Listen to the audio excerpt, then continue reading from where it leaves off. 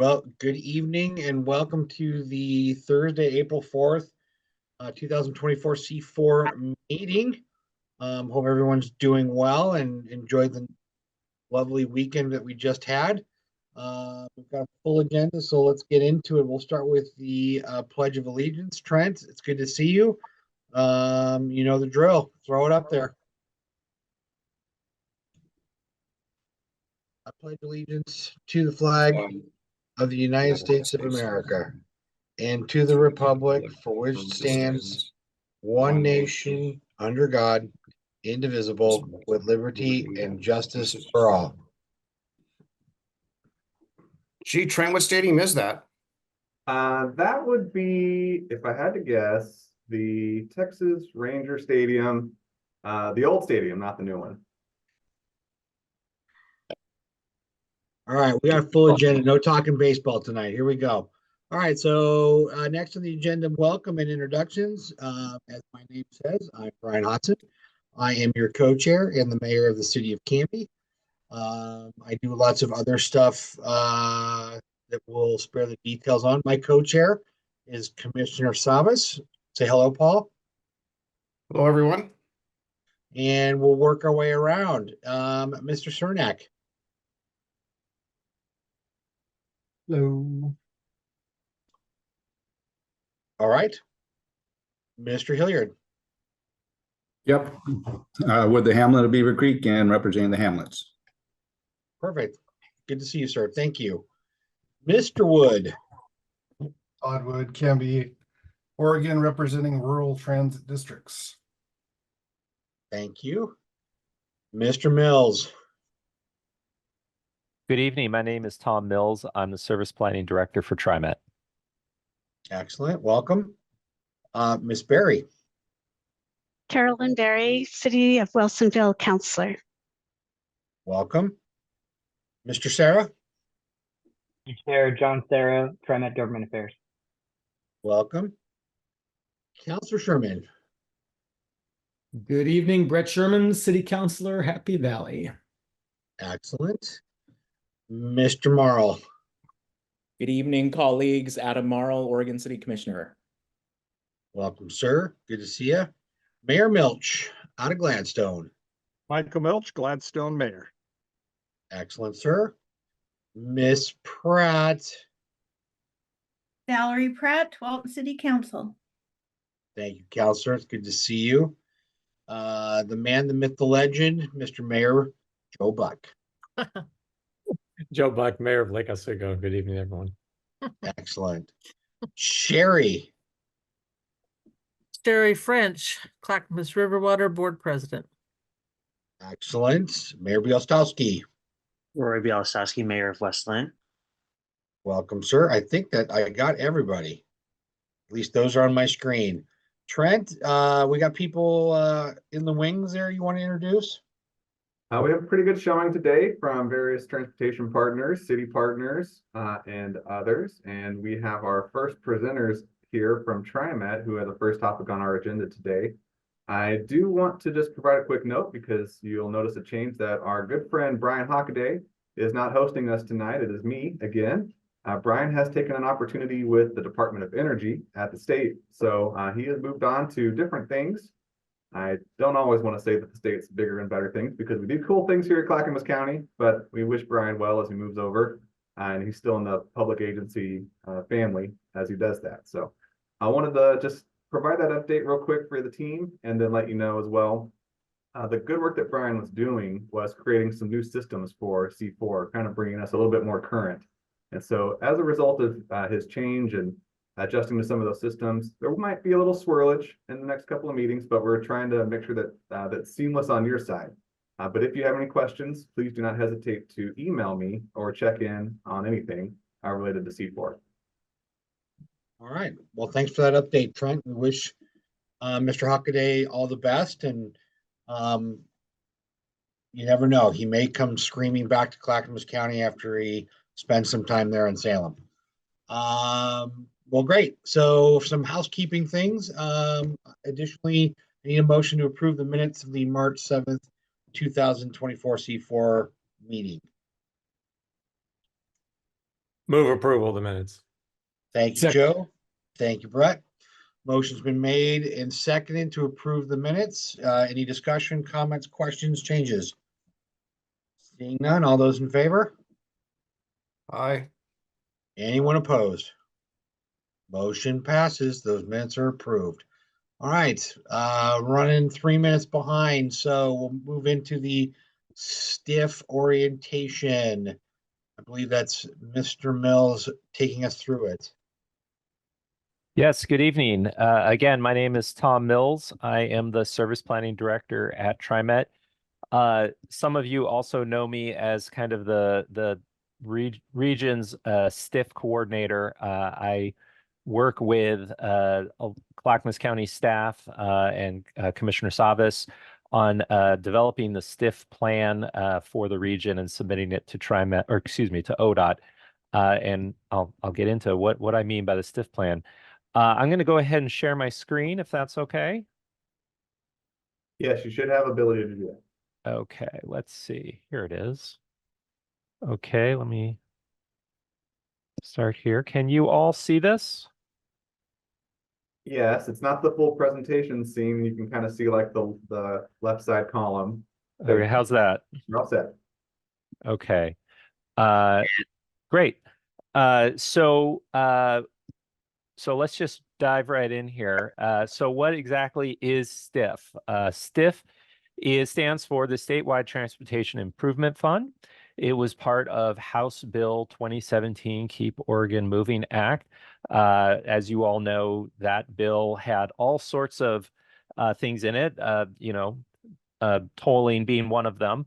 But this was a separate piece in the legislation, really trying to fund more transit throughout the state. And the way it does that is through an employee payroll tax. So now just, you may not know this, but TriMet, along with a number your Clackamas transit providers, use an employer payroll tax. What that means is the employer pays the payroll tax on behalf of the employees. The employees don't even know that a payroll tax is being paid. It is levied on the employer, and it is, part of their overall payroll that they pay.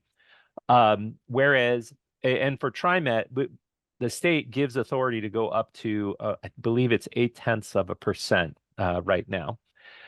However, this is a payroll tax on the employee. So if you were to look at your pay stub, you would actually see something that says transit tax, and that is your employee payroll tax, and that's what goes towards STIF. And this is statewide.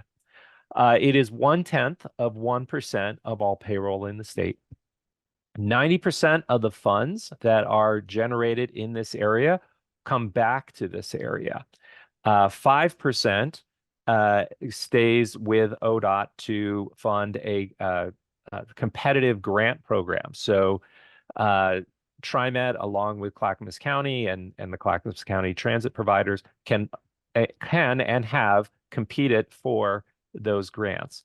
There's another 4% that goes towards another competitive grant that is for kind of long distance transit. So, let's say somebody, wanted to run a shuttle once a week from La Grande to OHSU or something, then, it would fund something like that. TriMet doesn't compete for those funds because we don't operate outside of our district. And then lastly, ODOT holds on to 1% of the funds to kind of manage and administer the program. TriMet is referred to as the qualified entity for the Tri-County area. What that means is we kind of have responsibility for developing the plan, not just the plan for the TriMet district, but also outside the TriMet district. So Clackamas County and SMART and Sandy Transit and Canby Area Transit and South Clackamas Transportation District, they develop their plans on their own, and then they give them to us, and we put them together with our plan, and we submit it to ODOT. Additionally, once the plans are approved and the funds start coming to the region, the funds come to TriMet, and then TriMet passes them on to the county and the smaller transit providers outside of the TriMet district. And so we develop contracts, or I should say IGAs, intergovernmental agreements, with all the different entities outside the TriMet district to be able to do this. And then lastly, and really regrettably, this is something none of us really wants. TriMet doesn't want it, the counties don't want it, the transit providers don't want it, but ODOT requires us to conduct compliance on the recipients of the funds. So the county and the transit providers have to submit auditing information to TriMet, which then TriMet passes on to the to ODOT. Okay, so sorry, the screen moved. In order to receive STIF funds, we have to develop what is called a STIF plan. I mentioned that earlier. And it is a plan that basically says, what are we going to do with the funds over the next 2 years? So the plans are submitted on a biennial basis. So we're currently in the 24-25 biennium. We submitted that plan in January of 2023. And as of July 1, 2023, the biennium started. And so we're, almost halfway through the 24-25 biennium. We are also currently starting to work on the FY 26-27 biennium. And I've been meeting with our committee, which I'll talk about in a second, to kind of start getting the ball rolling on that. And again, that plan will include not just what TriMet wants to do with the funds it receives, but also with the areas outside of TriMet and what your communities want to do outside of TriMet. The plan has to be developed with advice from an advisory committee. We call our committee the HB 2017 Transit Advisory Committee, or HB 2017 TAC. It is composed of 25 members. They represent customers, riders, low-income communities, transit providers, seniors, and people with disabilities, business associations, and jurisdictions. You'll notice I have some stars next to some of those representatives. Those are required by ODOT. However, we kind of go over and above that by including a broader cross-section of the community. Once the committee advises us on developing this plan, it goes to the TriMet board for their approval. The TriMet board also appoints the committee members and approves the bylaws. The committee has to meet twice a year at a minimum, but Commissioner Savas, who has been on the committee ever since the beginning, knows that during the year when we're working on the plan, we're pretty much so meeting monthly. And then once the plan is submitted, we get about an 8-month break where we don't have to meet quite so often. Lastly, besides advising once we know what's going to go into the plan, we have to put it into what we call the Public Transportation Improvement Plan. So really the official STIF plan is really like an application. If you've ever seen it, it's really not a user-friendly thing to read through. It's not like a normal document. Really, it's an application. But ODOT requires that every item that's in that application has to be in a plan. So what we do is we take all the different projects that everyone wants to do, not just TriMet, but also outside of the TriMet district. We put it in the document. It's the Public Transportation Improvement Plan. And the STIF plan is basically representing everything the STIF application is representing everything that's in that plan, and we submit it to ODOT. I apologize if this text is a little too small. What I wanted to do here is show, directly from the STIF legislation, the types of activities that the legislation is, requiring that we, at least, consider doing. I believe it says here, the plan must include a summary of the amount of monies allocated to fund each of the following. So the first two are really about bus service, increasing frequency of bus service and schedules, as well as expansion of bus routes and bus services to reach communities with high percentage of low income. Both of those are saying, try to reach out to communities with a high percentage of low income households. The next, our item C, is referring to a fare mitigation program. And then saying basically implementation of programs to reduce fares. Item D is the procurement of buses that are powered by natural gas, electricity, or other no or low emission propulsion. Item E, improve the frequency and reliability of service connections between communities inside and outside of the qualified entities area. So trying to move people from, let's just say, Wilsonville into the TriMet district and back. Also, coordination between public transportation service providers to reduce fragmentation. And lastly, implementation of programs to provide student transit for students in grades 9 through 12. And this is the only one where it doesn't say it here. In later legislation, the legislature requires that 1% of the funds go towards transit services for students in grades 9 through 12. So what exactly, does that mean for us in reality? How do we put that into place? This more or less explains just what we read, but obviously the first two are related to service increases and getting more service on the street, and I'll talk a little bit about that more in the presentation. Natural gas or electric buses. So we have been piloting electric buses. We have about 10 right now, but 23 are coming into over the next year or so.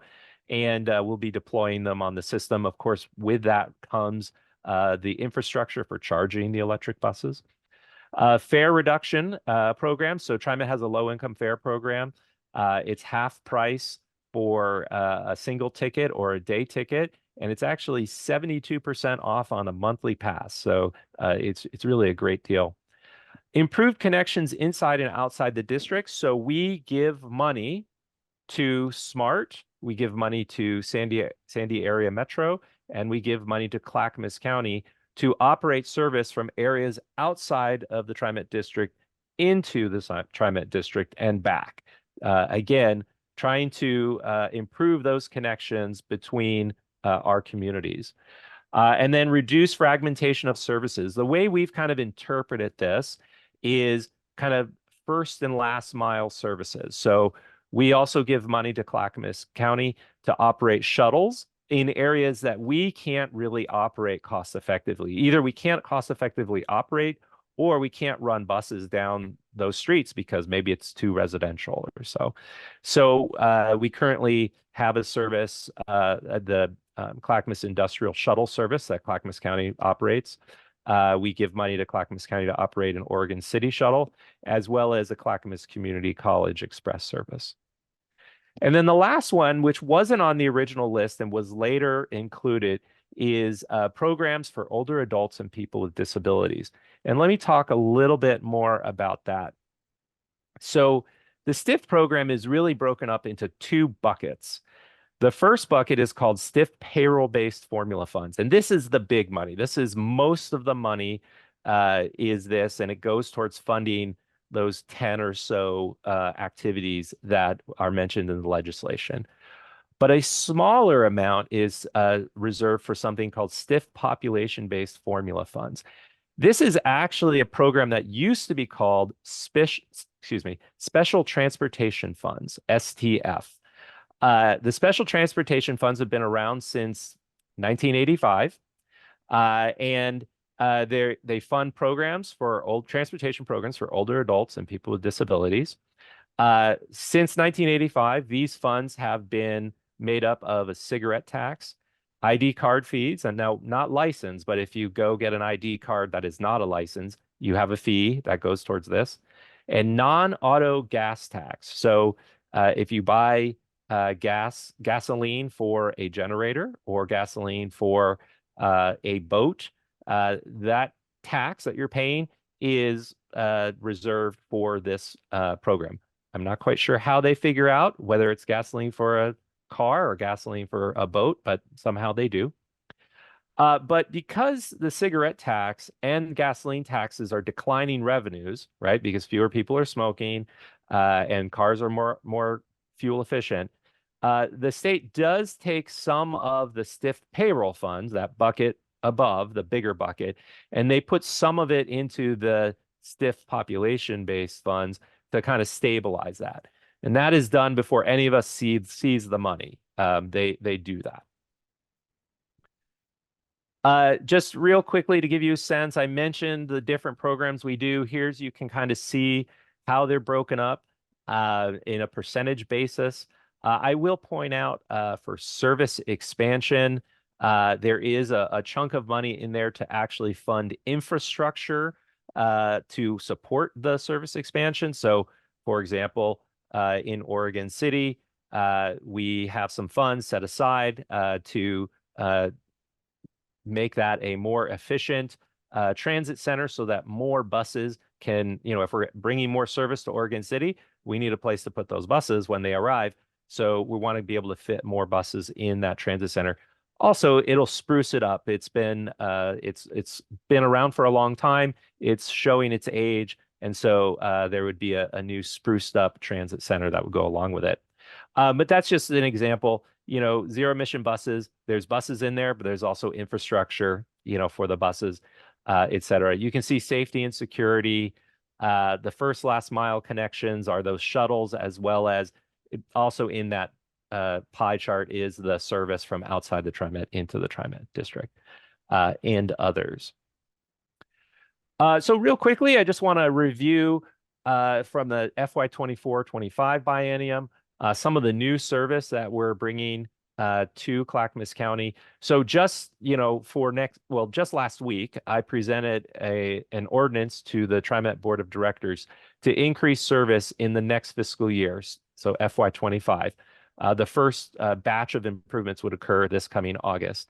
And in that ordinance were new improvements to Oregon City. So one was an extension of an existing bus line, line 76, from Tualatin to Oregon City by way of Borland Road, Stafford, a little bit of I-205, and then getting off in West Lynn at 10th Avenue and taking Willamette Falls Drive to Oregon City.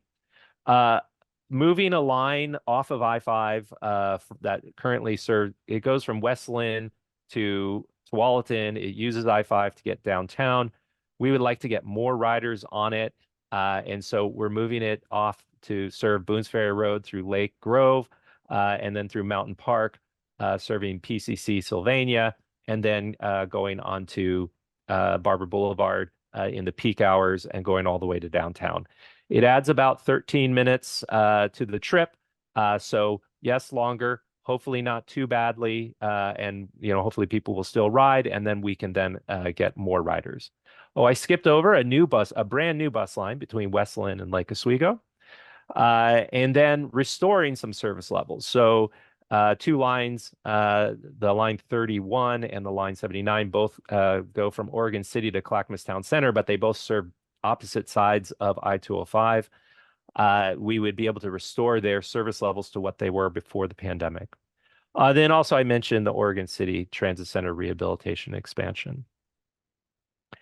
Also, in this biennium, we're, again, I mentioned providing service to providers outside the TriMet district.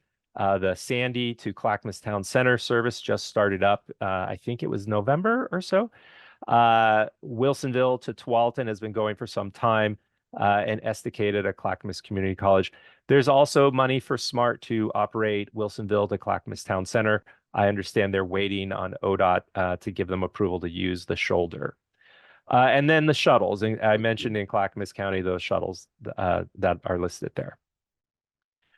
In terms of how are the funds approved, the plan, it starts with TriMet, at least for the TriMet area. TriMet develops a proposal. We bring it to the advisory committee, and then the advisory committee, gives us their advice. Hopefully they approve it. And then it goes back to TriMet, and we take it to our board of directors for approval. When everything's working perfectly, our TriMet's priorities matches the committee's priorities, which matches the legislative priorities. And that is the way it's always been. We've always had the committee and TriMet have a meeting of the minds. The plan has been approved by the committee every time, and we our board approves exactly what the committee has approved, and we send that to ODOT. However, it's important just to remember that the committee is an advisory committee. The TriMet board does have the final say. So in the event that there could be an event where, we're not in 100% agreement, and there might be an item or two that go forward to the TriMet board that are not on the committee's priorities. Once the committee has approved the plan, it goes to the TriMet Board of Directors. The TriMet Board approves it. We submit it to ODOT. It then goes to the Statewide Public Transportation Advisory Committee for their approval. And then it goes on to the Oregon Transportation Commission for their final approval. All right, I'm almost done here. I mentioned earlier that the legislation calls for kind of directing as much as possible improvements to low-income communities. Our advisory committee is asked to kind of expand that to include a whole host of equity factors. So we have a 10-factor equity index. You'll notice that a lot of these reinforce income. So obviously we have low-income population, but limited vehicle access or affordable housing, tend to kind of reinforce low income. So it's still weighted towards low income. What we do is we score all the census block groups in the Tri-County area, and we take the top 25% highest scoring groups, the top quartile. And those are the areas that we refer to as equity areas, and we show them on a map. I'll show you a map here in a second. And we do the analysis separately for each area. So we do an analysis just for TriMet, an analysis just for Clackamas County, and the other counties as well. That way, TriMet doesn't overwhelm the areas outside the TriMet district. So here you can see the map, and in blue is the TriMet district. In green is the Clackamas County district. So green are those equity areas where you would try to direct, and you don't have to direct 100% of the funds, but we have to direct, make an effort to try to serve those areas. This is just the TriMet district alone by itself. And here's the Clackamas County district. And what I found is over the years, when we update this map every 2 years, pretty much it looks the same every time. There might be a few census block groups that turn on and off, but generally the same areas are what light up. And I think that's it. So I welcome any questions.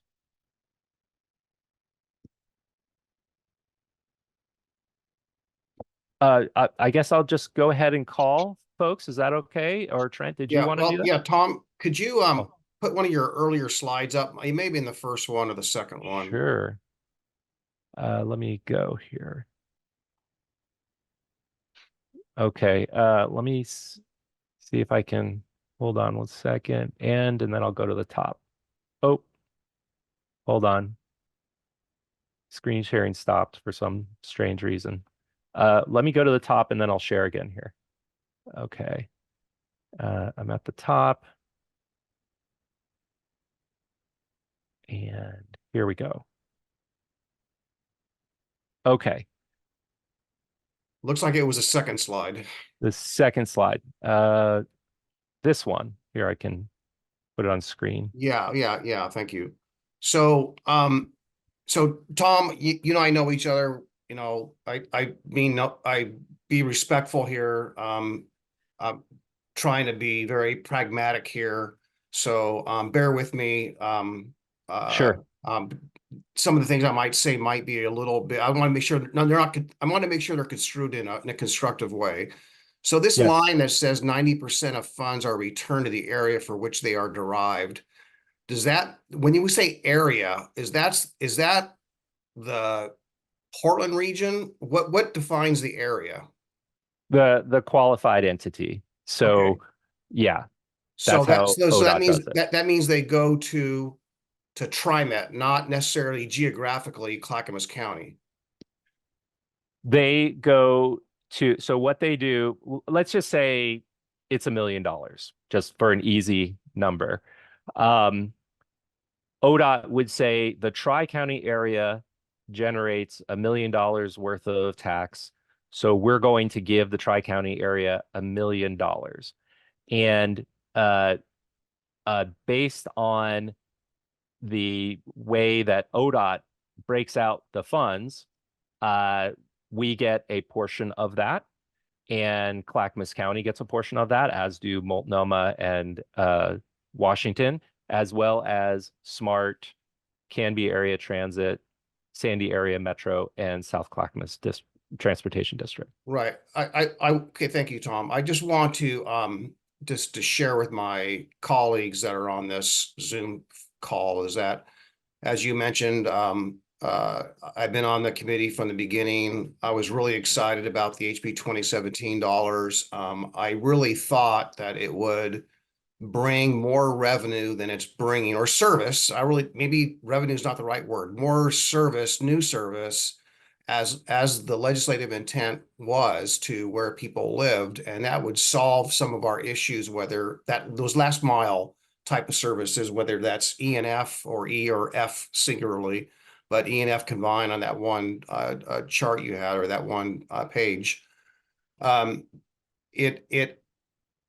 that we've gone through the exercise of everything you've described, and we talk about these equity or low income areas, I will say that every county looks different, and I think we have a lot of people that are struggling financially, but maybe they're not concentrated in an area that makes up a precinct in which the entire precinct it qualifies under low income, because we're more scattered. We don't have a lot of areas that are intentionally, or not say intentionally, but by design, are low income. So therefore, some of the people that are employees who are paying the tax, who are very low income, because there's not a concentration of them, they don't really maybe qualify as a precinct as a low income area. So I think that formula, or that method, from my analysis, has been seemed to maybe favor areas more so to the north of us than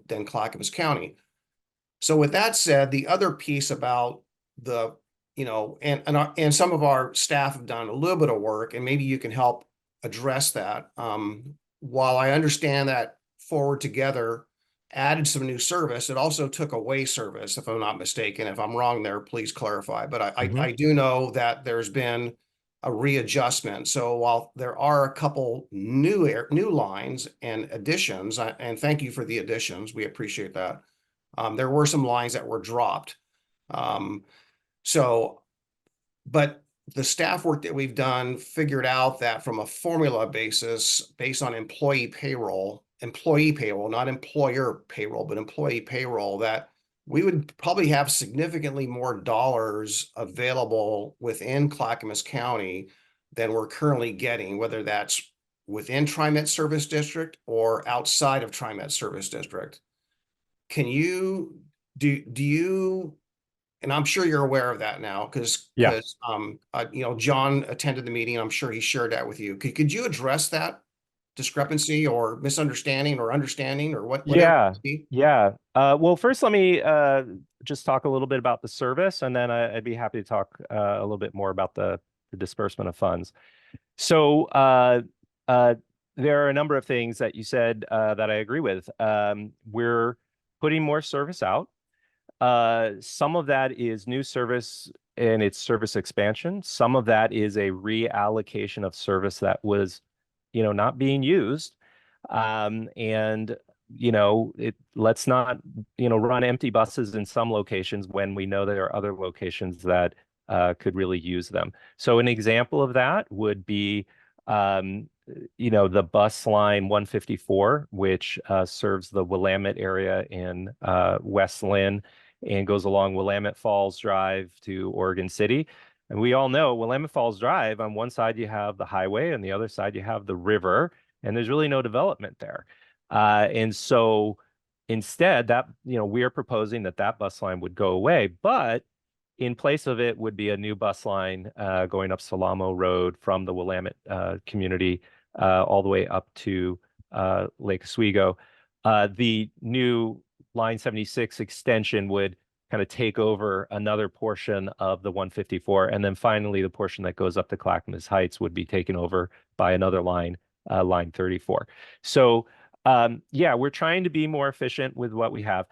We would love to get even more service out on the street. Our biggest challenge on service these days has been the labor shortage. We have an operator shortage that has made it difficult, but we're working real hard to resolve that. Real quick, I know there are a lot of hands. We're getting close to 7:30. With regard to the disbursement of the funds, we did take a look at the presentation that was made at a prior meeting here by Clackamas County staff. I think it would be great if we could have an opportunity to sit down with staff to go over it. We found some errors in the calculation. What the numbers are showing in the presentation is that 34% of the people living in Clackamas County live outside the TriMet district. But that's not 34% of the entire region. And yet they apply that 34% to the entire region's amount. If you take the amount of people living in Clackamas County who are outside the TriMet district, and you look at them as a percentage of the entire region's population, it comes to 7.19%. And so you can apply that to the total amount that comes into the region, and it comes to about $5.5 million. So again, happy to sit down with your staff and go over it and make sure that we're all understanding the same numbers. Yeah, I think that sounds like a good idea, Tom. Thank you. And I'll, Valerie, Councilor Pratt, you're next. I had generally the same question as Commissioner Savas, but I'm wondering, like, so you're saying that, like, if my office is in downtown Portland, so TriMet's getting that money to allocate as they so wish, but do you have data that shows like where the employees coming into my office are coming from to know where the needs are at? We have, do we have data? I mean, not for any specific one person, but we know, I'm sorry, I'm not sure I understand the question. Well, I guess I'm asking like, okay, so that money is generally I'm hearing that, like, the densities in Portland and the money's, coming into these areas where there's high employment areas, but how are you, I guess, is TriMet figuring out where the need is for people to get into these employment areas? Sure. Yeah, so what we do is something called an access analysis. So basically, we're looking at the region and we're seeing, where the employment centers are, and we're looking at the current system and how well can you get there with the current, not only the route, but how frequently it runs and how long it would take you to do that. And then we say, okay, well, we know we want to serve this employment area. So why don't what happens if we increase the frequency, or if we go later at night or earlier in the morning? And what happens is, somebody who has maybe a 45-minute ride now has a 30-minute ride or a 20-minute ride or whatever. And then we also look at the population. Are there a lot of people within, say, a quarter mile of this route? And if there are, well, great. Then, more likely those folks can then ride the service because it's more useful to get to the locations that they're trying to get to. All right, thank you. You're welcome. Mayor Buck. Thank you, Commissioner Savas. Tom, thanks for a great presentation. I had a question about the membership of the advisory committee, and just I know, and I don't know how the makeup, if it's statutory or whatnot, or but there's really no city representative on there. I know seems like there's a staff person from the city of Portland, but there seems to be a large number of Multnomah County representatives, and I know that Commissioner Savas, and then it seems like we have a citizen member in our Clackamas time, and that's it for Clackamas County. I would imagine that the cities of the region, via their mayors, who inside and outside of the TriMet district convene through the Metro Mayors Consortium, would love to have a representative on this committee. It just seems to be kind of a glaring omission. Okay, yeah, thank you for that piece of advice. It's something we can think about in the next round of when we appoint the committee, which will be in about a year and a half. Thank you. Mayor Milch. I was picking up, and maybe it was unintended on your part, but a little bit of frustration that you had about some of the things that you're required to do, like the compliance and other things that ODOT has put on you. At the city level, we often talk about unfunded mandates, things that the state says we have to do and don't always, and you know, we've got to do it on our budget. Do you think that TriMet would be open to a modification of some of this allocation of funds if it meant that some of the things that you're responsible now, like, for example, improved connections inside and outside districts, or what you talked about, the way we do that first mile, last mile, if that were more done at the city level, at the local level, rather than TriMet having to be responsible for it? Obviously, there need to be some coordination. Would that make you more open to a different allocation formula that puts some of the money into local communities rather than all of it going to TriMet and all of the mandate being on TriMet? Thanks for the question. I do want to be clear that that we don't run those services. We just give the money to the counties and the other transit providers, and they operate the services themselves. So you know, the real kind of mandate on us is what you mentioned at the beginning of your question about the compliance. And you know, it is a frustration for us. It's probably, I believe it's an even bigger frustration for the counties and the transit providers. I know Todd could tell you some more about that. And I think it's an area where we can all agree and maybe work together on advocating at the legislature to remove this mandate, have ODOT do it, or if the counties want to do it among themselves, that would be fine. The same goes for receiving money. I mean, we don't particularly feel like TriMet needs to receive the money that comes to Clackamas County and then, you know, do a IGA with you just to pass it on. I mean, why can't ODOT just send it directly to Clackamas County, send it directly to Canby Area Transit? That is a big frustration on our part. So those are the areas where I think we would be able to, you know, work together to try to resolve. And Tom, if I could just add one more thing, I think the one other thing to consider, Mayor Milch, is that we're talking about a statewide program here. So if we were to make changes to it, we're not just talking about changes that are agreed to between us and the providers in Clackamas County. We're talking about changes that would have to be agreed to between us and ODOT and all of the transit providers and all the qualified entities within the state. So there are certainly things we can talk about, and you know, I think that we could all come to a better agreement on how this works for us, but there are reasons, you know, there's a process that we'd have to go through to make those changes outside of just this group. All right. Commissioner West.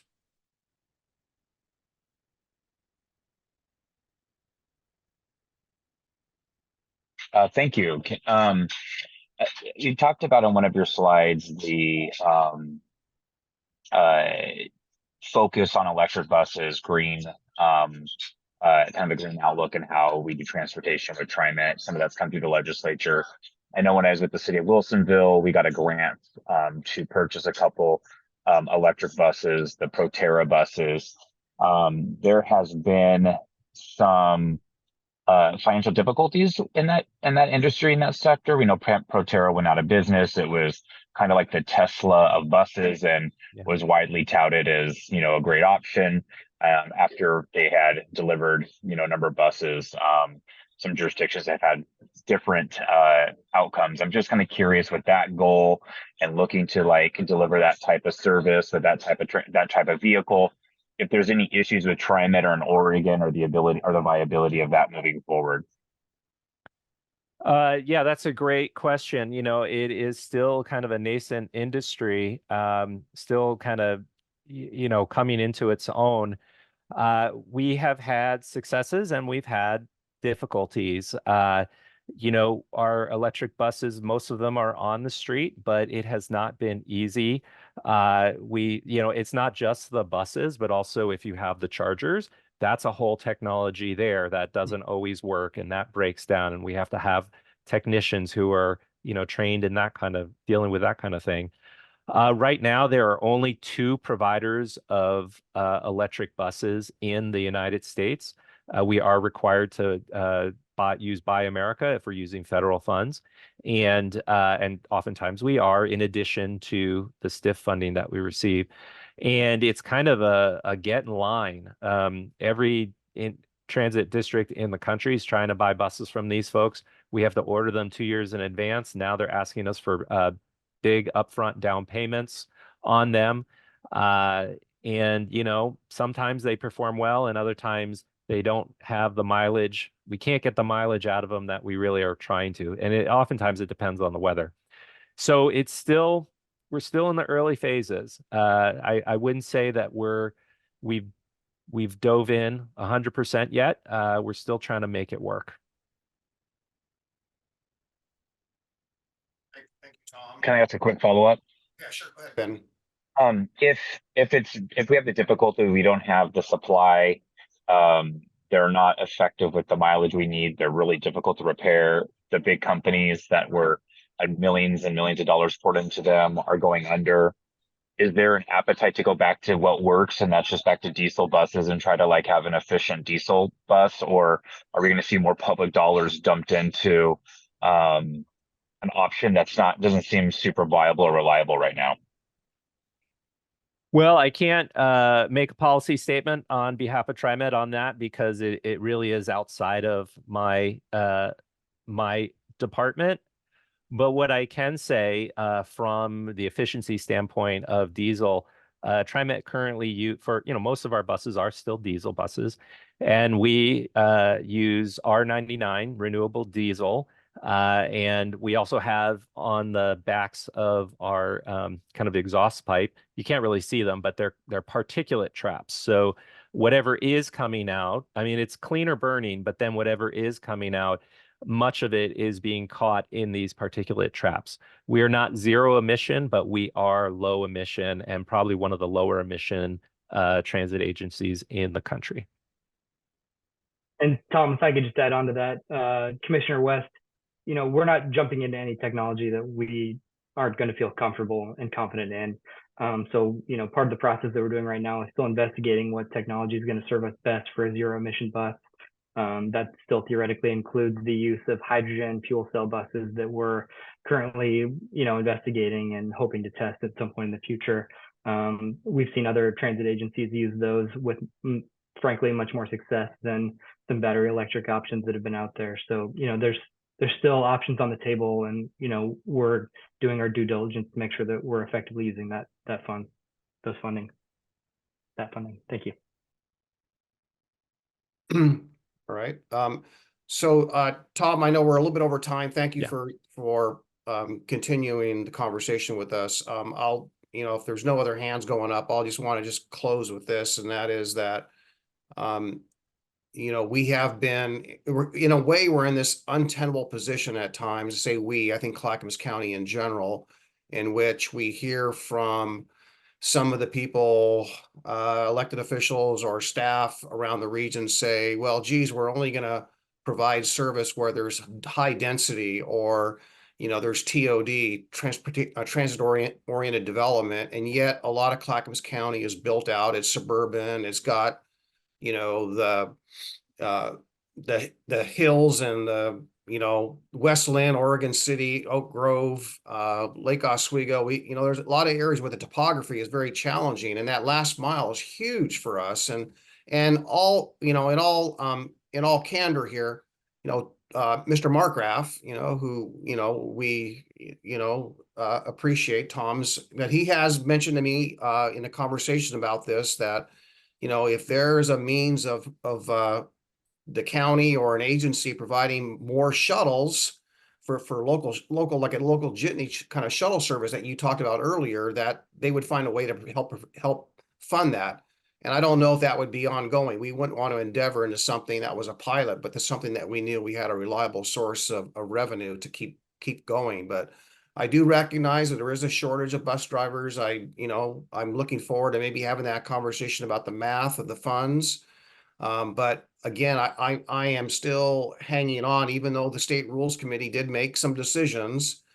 I think now that we've had a few years to, experience it, I for one, just Paul speaking here, am willing to have a relook at that, and wanting to have a relook at that in advance of the 2025 session, so we have a position or an avenue. I hope we can do that together, cooperatively with all of our transit agencies, our cities, all of us, to get, to just get improved service in there. I just want to make sure that we're getting our fair share, in the region. And again, I think that issue about using the poverty maps is only addressing the areas where it's concentrated, is not addressing the areas where people live as much. So I think that might work for Multnomah County. I don't think it's going to work for Clackamas County. I can't speak to Washington County on this one, but thank you for your presentation, and let's keep that partnership going.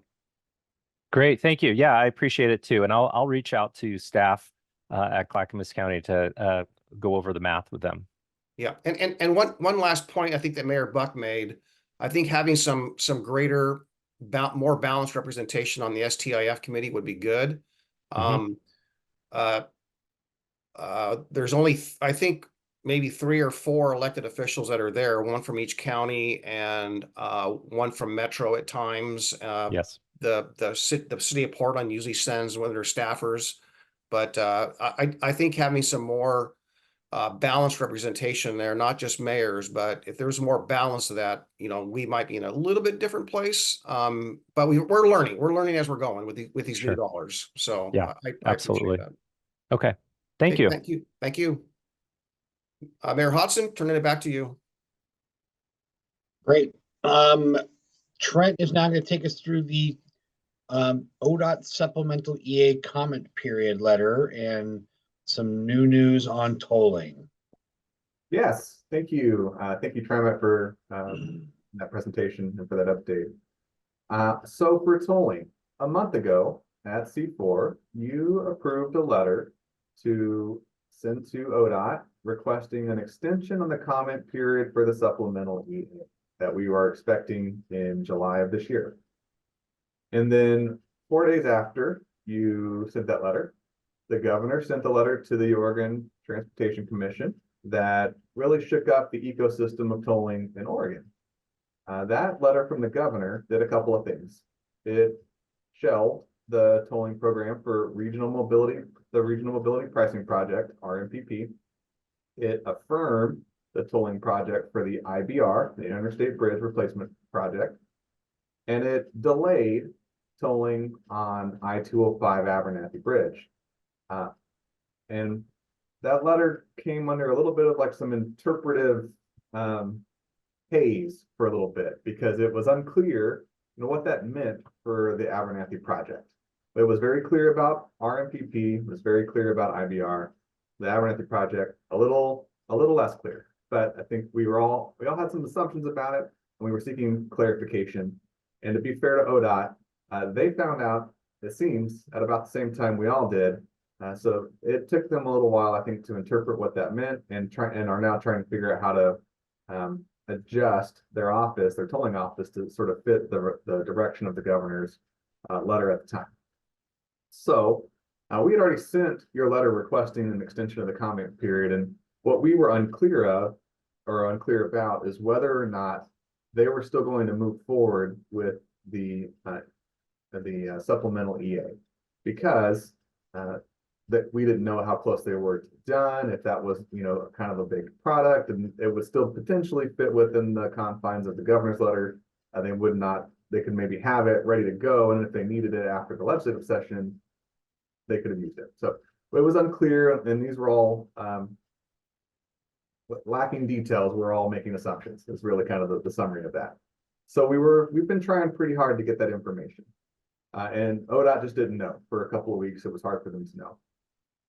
Your letter to ODOT had a deadline for the end of March.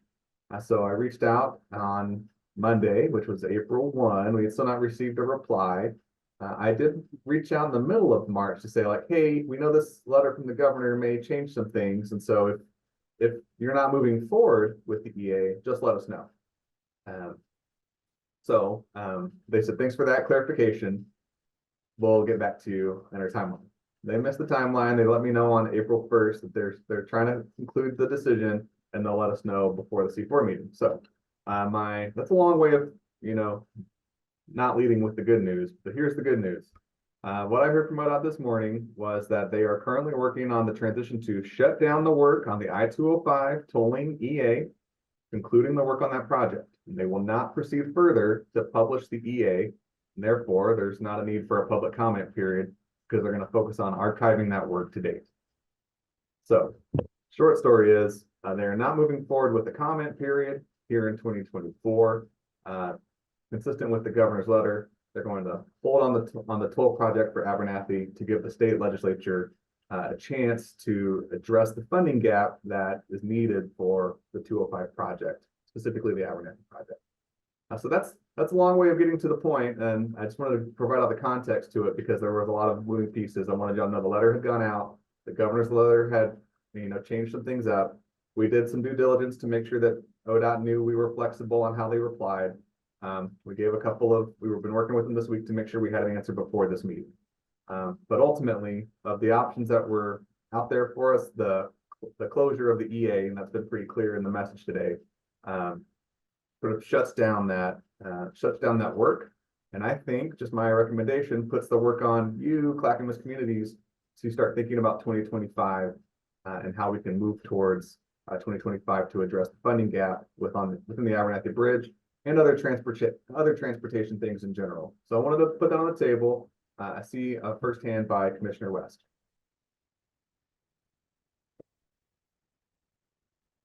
Thank you, Trent, for that. I guess am I interpreting this correctly that it is that tolling is like on a really long pause until the legislature picks it back up, that this is just or is this like a reset and it goes back to the long session, or what? I guess is tolling on 205 dead? I don't know if that's too strong of words, not the right way to put it, but I'm just trying to figure out what the reality of all this is right now. My interpretation here is from the governor's letter, which was pretty clear. Tolling may still need to be an option for the I-205 project because it is an expensive project that is underway that has a $400 million gap. And that is just for the Abernathy Bridge. That is not the lane widening part of the project. And so the state legislature has the opportunity to step in and come up with a different funding solution for that project. Or maybe ODOT has one, I don't know. But I mean, it's time for some creativity, I think, is what the governor's letter is trying to encourage. And really time for this group to come together and come up with some ideas on what we can be for if we're not going to be for tolling. I see a note from Commissioner Savis. Yes, that was also part of my call with ODOT this morning, that one of the things they will conclude as they're transitioning the tolling office is work on the level 2 revenue analysis, which is just so that they have that material ready. It's near the end, but it doesn't require like a comment period, just data that they would have that they can archive.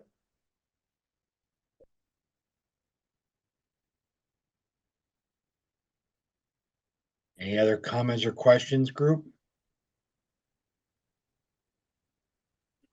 Well, just one thing, Mayor. I guess this is to everyone. Recently, if you've caught the news here about a month or so ago, there was some federal money granted for the Hood River Bridge, or the bridge out in Hood River area, and they rely on tolling for that. And I don't know if the language of the IP4 measure would, knowing they had a retroactive thing to it, but I don't know if because it probably predates that, whether or not that would have been impacted. The other part about that is that the governor has stated, I believe in that letter or in her speech as well, interest in tolling the I-5, the new I-5 bridge. So if that is going to be a revenue source, it's at least one way of capturing, out of state revenue that's going over the bridge. But I think those are some things to keep in mind to some degree, whether or not that is still popular or not. It seems to be that there's a lot of organizations that seem to think that that is one way to fund the bridge, mostly on the commerce side, truckers, manufacturing, food industries, everyone else who's trying to get through the area. But I think it's worth mentioning that even the I-5 bridge is not a worthy project if we don't fix the Rose Quarter and fix the bottleneck on I-205. I'll stop there.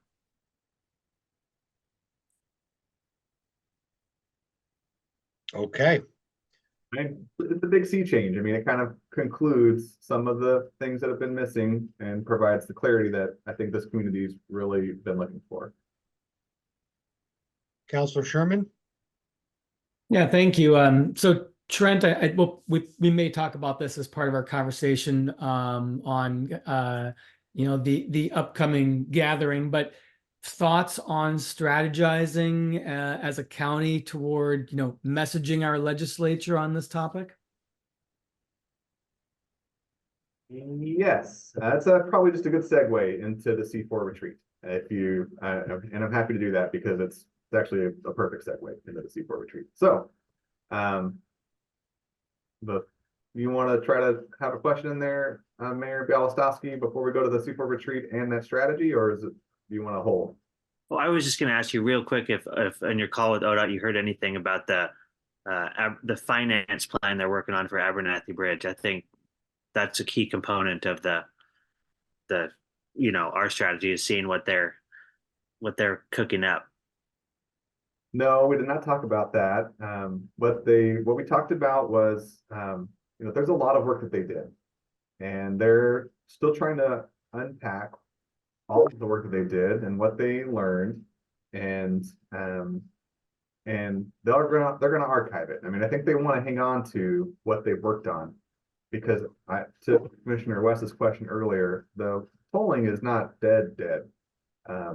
Maybe more like a Princess Bride, mostly dead situation, where I think the legislature will still want to be able to use it as a tool if they need it, and not necessarily just for 205, but for whatever projects are a good fit for tolling. And so, in that regard, I do think that they will archive a lot of this work, including what you just referenced. That information, I'm getting a good text here, may also appear at an upcoming OTC meeting.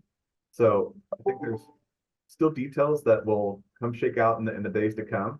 It's not like we'll never hear from the UMO again. I think that we will continue to hear from the UMO, and they will still have that information, and it may come in handy, some of the work that they've done as the legislature tries to figure out, like, what are our needs, what are our options, what are our tools, what's in the tool belt, how can we fund transportation moving forward. All right, so kind of on that note, what's the plan now? Now that we've been working on tolling since 2017, and then basically every C4 meeting, what are you going to do? Is keep working on not the funding style, but like still the projects and the priorities. And so Brian had sent out to y'all, and many of you participated, thank you, in the survey on what you're interested in pursuing for topics at the C4 retreat. And there were a lot of questions in there. And I'm going to consolidate it into really two priorities that pop to the top rather than going through each of the survey results, which are in your packet. You're welcome to go through each of those questions. One thing that didn't pop up is y'all still don't like talking about some of the administrative C4 things like bylaws and some of the technical things, but there's some comeuppance on that probably in due time, and we'll get to it. But I want to flag that not a popular topic to throw into a retreat, and I get it. But we probably will have some administrative meeting at some point later in the year. So just put a pin in that. So the two things that did pop up. Number one, and these are just thematic. Number one, getting ready for the 2025 transportation package. lots of work to do in that direction. Lots of work to try to figure out, if not tolling, then what? And then also lots of work to try to figure out what does Clackamas County need in terms of transportation, and where is their alignment on transportation policy in Clackamas County as it relates to trying to find the future of transportation funding in Oregon. Is there consensus within our communities? Are there areas where we can play together? So I think that's where we're going to try to frame a broader conversation on one of the days of the retreat. How does Clackamas County as a group get ready for the 2025 transportation package? And the timing is good because there are retreats scheduled for June 14 and 15. Put it in your calendars, please. Those were based on surveys that y'all agreed to in the last meeting. Save the dates have gone out. And then in July, JPAC will, I think it's July, or we're targeting July, JPAC will have a chance to sort of strategize and come up with an initial concept of like their first look at what the regional priorities are for the transportation package. And then in September, the Joint Committee on Transportation will have their first conversation about a framework. And so I think our timing is actually really good for having picked June to get hyper local and then broaden out a little bit more. And that puts Clackamas County into an opportunity of being in the front of being with these policies and being part of these policy conversations moving forward. Gives you a chance to be proactive rather than reactive to what other people are creating. And so I think we have some really good opportunities at the retreat to get into the weeds with some folks and some friends and put a bunch of dots on the wall and come up with new ideas for how we want to play in this game moving forward. So that's one topic that came up. The other topic is similar but different.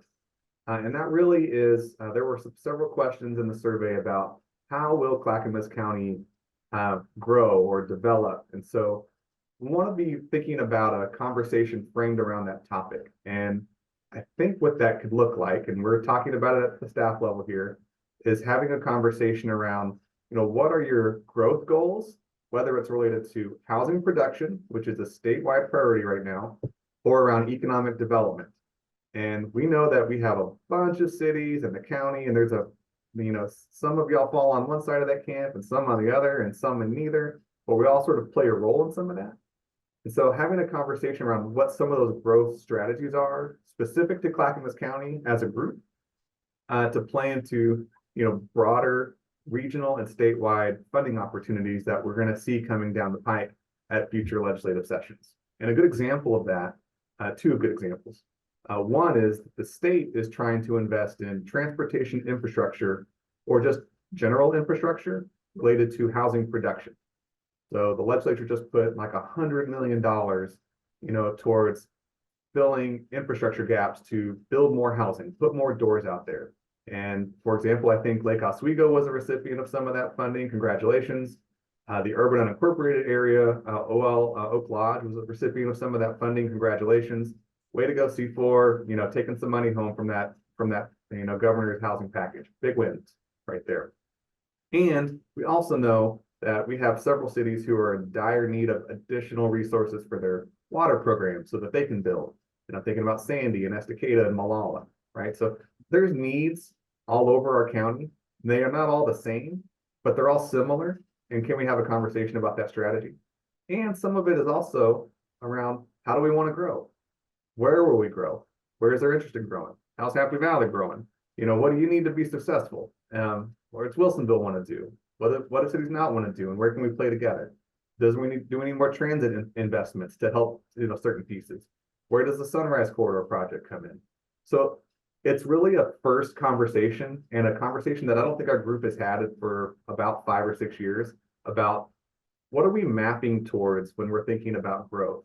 And the other example that I didn't give just now orbits around this, which is when the federal dollars came out for the semiconductor money, our federal delegation was like, let's get that money moving into Oregon. What do we got to do to do it? And they said, Washington County and Mount Hood Community College, what do you guys want to do? And they didn't call Clackamas County because we didn't really have a semiconductor, place here. And we weren't really part of that strategy. but we were trying, I think, as various groups to say, we could play in this ballpark, maybe Sunrise is part of this. We have a bunch of opportunities for development over there, industrial lands, but we didn't really have like a, vision for it. So I'm hoping that this conversation can help us as a group get to that sort of vision so that when the next semiconductor or related type of money comes up, we know where we're trying to go, and we can either say you can play here in Clackamas County, or thanks but no thanks, we're actually trying to do this other industry and we have a plan, we're working towards it. And so that's a weird way to have interpreted your survey results, but it's things that we've been thinking about at the staff level for a long time, and those survey answers that you provided kind of helps us get towards having some initial conversations and talk about how to have the next conversations to move that piece forward. And you as a coordinating committee really are, I think, the right group to bring that discussion together. So one question about kind of like how do we grow, and another question, a topic about 2025 transportation package. And based on the survey results, that's kind of what I'm seeing the retreat could be about.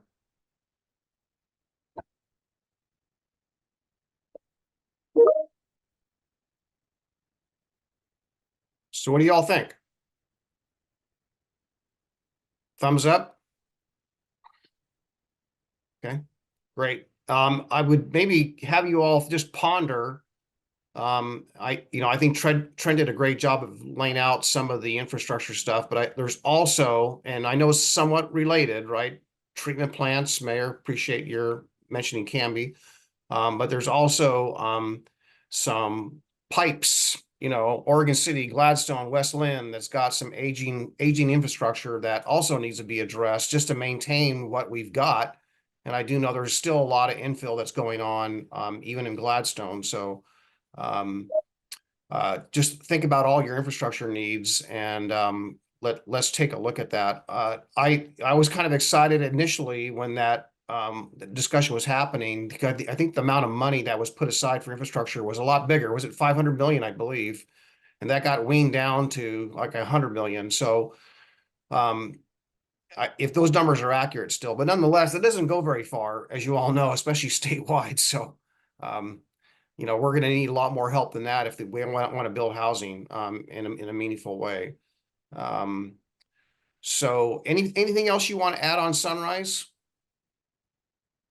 Just since I was bringing it up, there's an open house next week for it, and I just put a link into the to your chat. But for those people who are listening and can't see the chat, it's at www.clackamas.us/sunrise. You can find it through the county website. A lot of good work on the visioning plan there, and there's a whole group and coalition working towards creating that new vision. So just great website. Go check it out. They're doing cool work over there, and it will really play in, I think, to our conversation at the retreat. Mayor Hodson.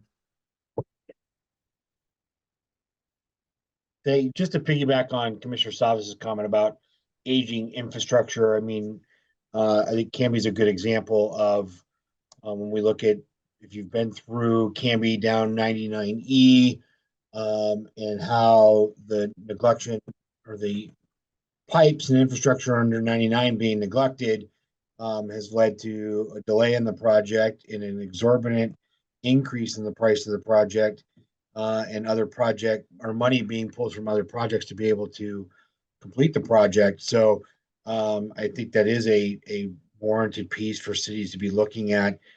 If you're not on the main highway of 99 running through your town, but what is that going to look like within your own cities as roads deteriorate and you start looking at improving those, and what that's going to look like.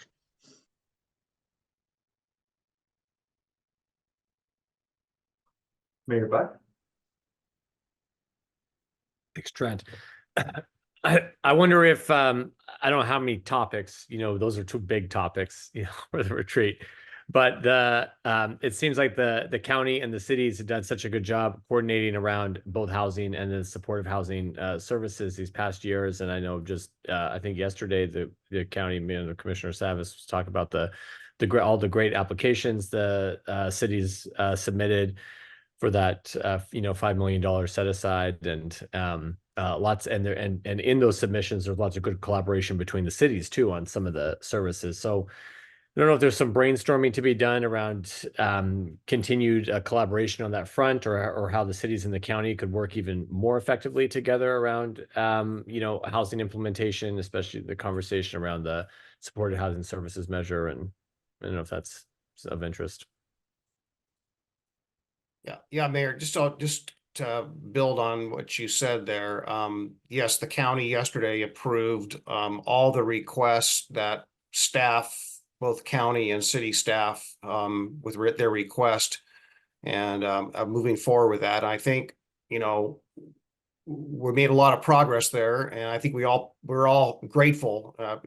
I'll express my gratitude to the cities for stepping into that space, and willing to work through solutions. And I guess what we can find with a little bit of time, Mayor, is, and I don't know how long it'll take to stand up what we've got, but we need to figure out where the gaps are going to be. There's so much in play, but it's not yet either erected or standing up yet or staffed. But we've got all the monies and the momentum going that direction. So I think we can continue to monitor that, and if there's an opportunity or a need that we think we need a regional conversation on, at least a Clackamas County conversation amongst us, we can bring that back up. But we made a lot of progress. Trent just put in a link there for some of the housing initiatives that you're all doing, but we plan on keeping an eye on it.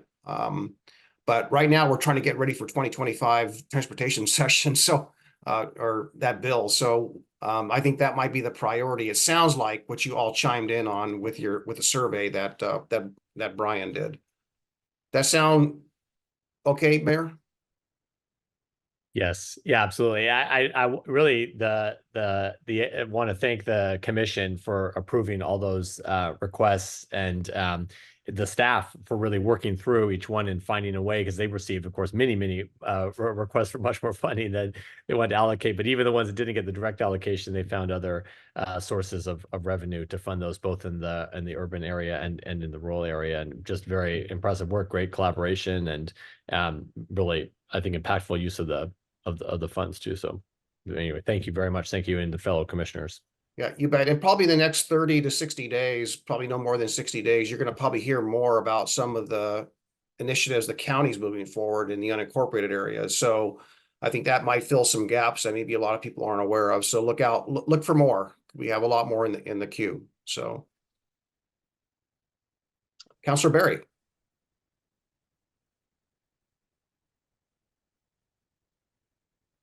she frozen? Ooh, she might be. Councilor Berry? Back to you, Trent and Mayor Hudson. Well, let me just plug a couple things about the retreat, maybe in closing, and then see if she unfreezes. So obviously, I want to flag that the dates are June 14 and 15, and it's not a perfect weekend, but it's the weekend that we have. There's a special day on that Sunday, and there's a lot of other things happening as well in June, and generally summer is a busy time. So thanks for saving that date and making that a priority for us. One cool thing that we love about the C4 retreat is, of course, that it's more than just the C4 members are invited. And so I would encourage you all to invite your full council to participate in these conversations. And I think that does two things in my mind. Number one, especially for the conversations we're about to have and we're talking about having, it will, I believe, lend more weight and value to whatever y'all land on as a path forward. It brings the full council that you represent, or commission in some cases, to the table to come up with ideas and solutions, and it helps us have a better survey of where there's consensus on things that we agree on or don't agree on, and things that we can work on and work towards. So your full council is invited. And as part of that, it's my goal, like, to in the next 2 weeks, maybe 3 tops, but before your next C4 meeting, to have the registration forms done and ready to go. So we're going to be working on the pricing for all that and get it moving. Yes, the time is going to be pretty similar, where we start just after lunch and end on Friday and end right before lunch on Saturday. We'll do our best. We'll keep it tight. It's going to be work time, so we'll keep the meetings or the breaks to limited. We'll try to make sure you have dinner and snacks, and breakfast and coffee. Y'all are fans of the no host bar, so let me know when y'all want that to come out. I don't know if it can be out the whole day, but we can get it out there when you're ready for it. I guess so. Be on the lookout for the registration materials so that we can get those tidied up and we can get you rooms if you're going to stay out there. And we're already holding rooms. They're holding rooms for us, so we're working on the contract right now for the site. So we're in good logistical standing for that event. And then what my commitment is to you is that in the next C4 meeting for May, we'll have a working agenda where we can go through the details of the discussion and give you a chance to help fine tune it based on how we have it set up so that you're having the conversation that you want to have. It'll be sort of guided around the ideas that staff can provide to help you have a preferred conversation. All right. Thank you for that, Trent. Any comments or questions for Trent regarding the retreat? All right. Seeing none, we'll move into updates and other business. JPAC update. Commissioner Savage, you want to do what you want me to do? Go ahead, Mayor. Okay. As we kind of, maybe it's the C4 Metro we were talking about. I forget. But at the last JPAC, we heard from ODOT. They kind of just came to present their financial, their dire financial situation. Talking about, a lot of things. Well, many of us already know, right? The gas tax, House Bill 2017, kind of how that was funded and how the money was spent, the declining revenues. They just wanted, I think JPAC table wanted to give them an opportunity to, we've heard a lot from them over this past year about the financial woes, and to really give them a chance to dig in and give us some more context around that. On behalf of the city, is able to share with them that, we're in the exact same position that ODOT is in. Our revenues coming in from this tax are flat. And we also don't, like them, don't have the money to do all of the projects. I know many of us have, unfunded CIPs, in the hundreds and hundreds of millions of dollars.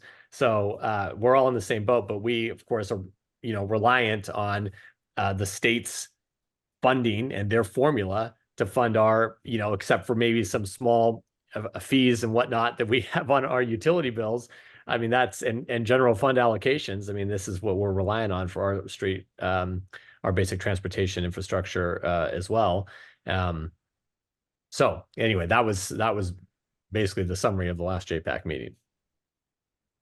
Yeah, I'll just build on that. Thank you, Mayor Buck. I'll just build on that and Mayor Buck alluded to it a little bit, that we are in the same boat, meaning that every dollar, for those of you who are not aware, every dollar of gas tax, 50 cents goes to the state, 30 cents goes to the county, and 20 cents goes to the cities. And, we heard rumblings over the last year that, maybe ODOT staff have been talking about, geez, we're the only state in the country that shares that revenue. Well, we are what we are, and this is the reality that we kind of geared our transportation systems accordingly. And then recently, one of the co-chairs of the Transportation Committee made a statement in writing that they may not be able to do that sharing any longer. Well, just imagine if all of your gas tax for you city people and county people. Just imagine if you no longer received any transportation dollars. And so I did request, that maybe JPAC or Metro try to get local representation, whether that's the counties to make a case. I do know that they're in the work plan. There's an invitation for the League of Oregon Cities and for Association of Oregon Counties to come in and talk about that and help us. But what I hear a lot at the AOC level, I even hear it from LOC, is that this metro region is we're different. We're large in population. We have unique needs, and it's more complicated than that. Our reliance on funding is more complicated than anywhere else in the state. So therefore, I really think that local voice would be powerful.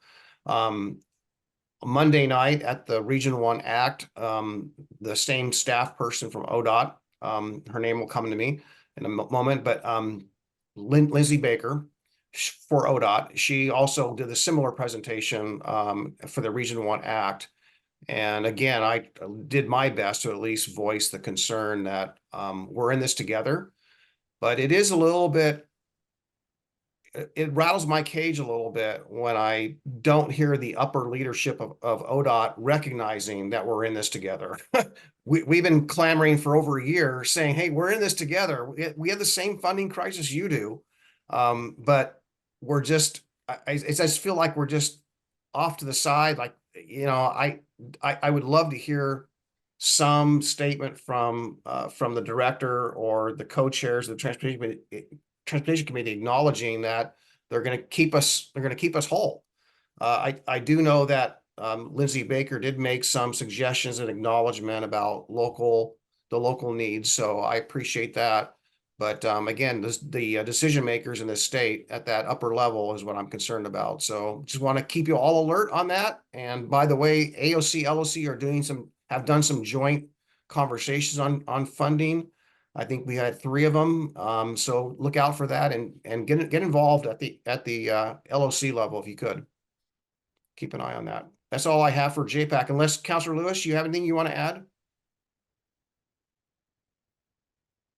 No, I think you summed up the last meeting pretty well. And again, the set of meetings in the next 4 months are to basically get all of the information as it's going to be presented to the legislature so that we have the context they're going to be operating within when we are designing what our JPAC platform is for replacing the current revenue scheme. So you know, the opportunity here is to use these presentations to gather information and start to, you know, basically get educated the way that the legislature is going to be seeing the question and the problem.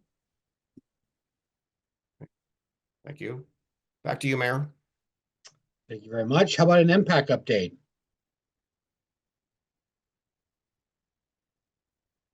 I can take that one. Thanks, Mayor Buck. So at the last impact meeting, we had an affordable housing update from Marissa Madrigal, the CFO.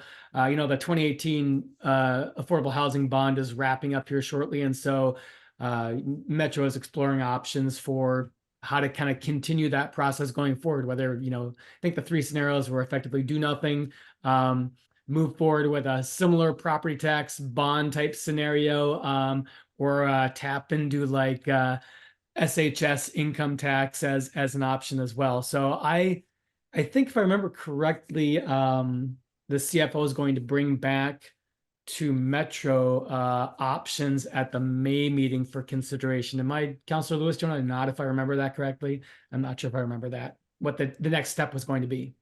We will hear from the CFO when the stakeholder meetings conclude. Next one is scheduled for April 17. There is one currently on the books for May.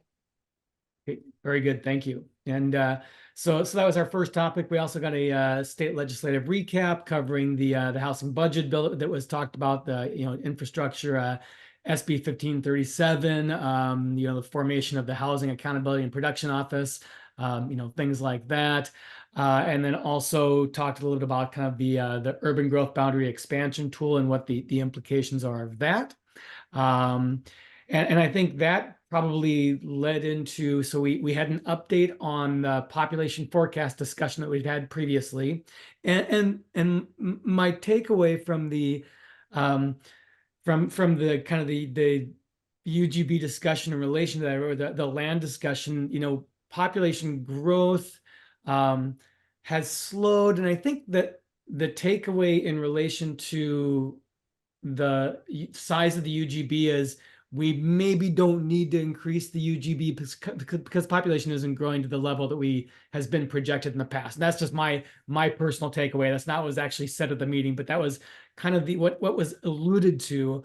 But what I then thought was interesting is we transitioned into a discussion of the preliminary UGB capacity estimate needs for future housing growth, and that kind of future projections, they kind of did a high and low projection, and over a course of a 20-year window, it's estimated the current size of the UGB could support somewhere between 133,000 and 175,000 units.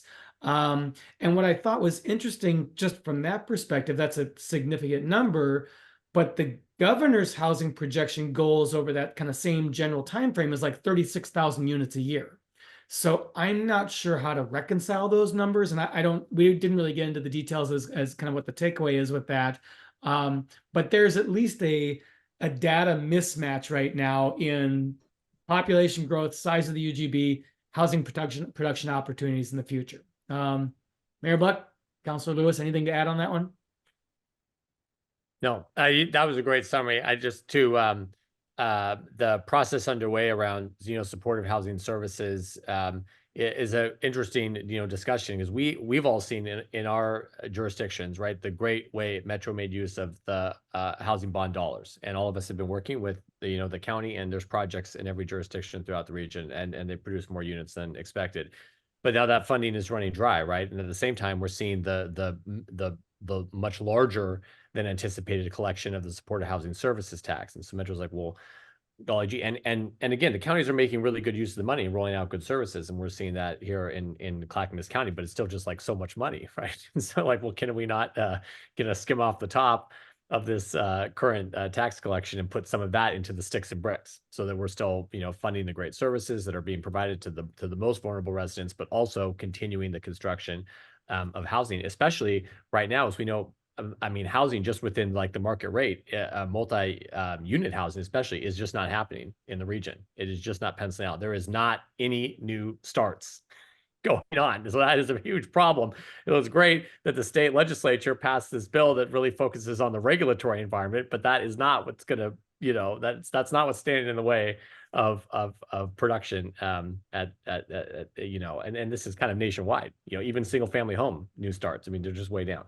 So anyway, Metro's, I think that's great. They've started this conversation. Is there, something to be worked out here? Going back to the voters, is there an extension of the SHS tax? Is there, an elimination of the tax? Do we keep the rates the same? I mean, all these questions they've kind of laid forth for stakeholders to discuss.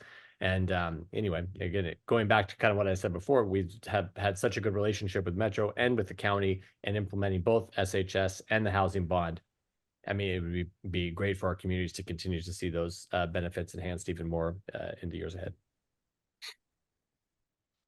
Yeah, I appreciate that comment, Mayor Buck. On the housing side, I think we just let everyone know that, with the monies that Clackamas County got, we will exceed our projected amount of 1,500 units easily. And what's breaking ground right now is the Hillside project in Milwaukee. That's over 100 additional units in phase 1, let alone phase 2.